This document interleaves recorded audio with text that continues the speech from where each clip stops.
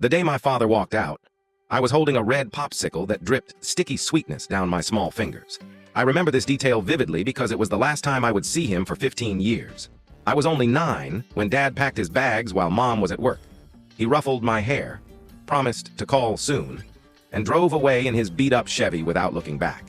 The popsicle melted completely, running down my arm as I stood in the driveway, waiting for a car that wouldn't return. Mom worked 3 jobs after he left. I grew up fast, learning to cook meals by 11 and picking up weekend work by 13. We survived, but barely.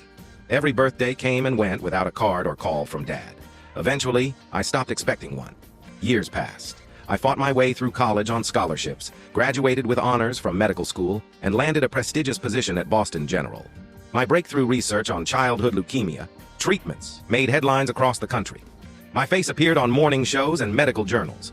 That's when my phone rang with an unfamiliar number. Jamie? It's your dad. His voice sounded older, rougher than I remembered. I said nothing, my throat suddenly dry. Saw you on TV, kiddo. Always knew you'd do something special. The conversation that followed was predictable. He'd fallen on hard times, lost his job, needed a place to stay just until things turned around. Could I help him out? After all, I was doing so well now. I agreed to meet him at a coffee shop downtown. I arrived early, watching from behind my sunglasses as he shuffled in. His once proud shoulders were stooped, his hair gray and thin. The years hadn't been kind. "You look just like your mother," he said, attempting a smile.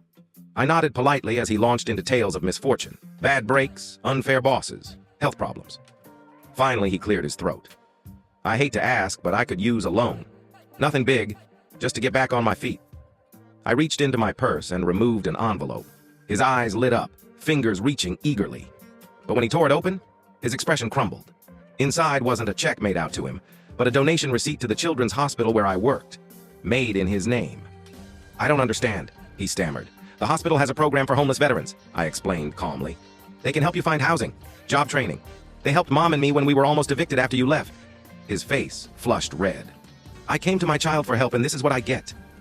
"You came to a stranger," I corrected him. "You weren't there when Mom died last year. You weren't there for my graduation, or when I broke my leg at 16, or when I won my first research grant. You don't know me, and I don't know you." I stood, placing money for my untouched coffee on the table. "The hospital program is excellent. They'll treat you with dignity. That's more than you gave us." As I walked away, I felt 15 years of weight lifting from my shoulders. My phone rang twice that evening with his number. I didn't answer. 6 months later, I received a letter, not asking for money, but for forgiveness. I haven't decided yet if I'll respond. Some debts can't be repaid with words alone.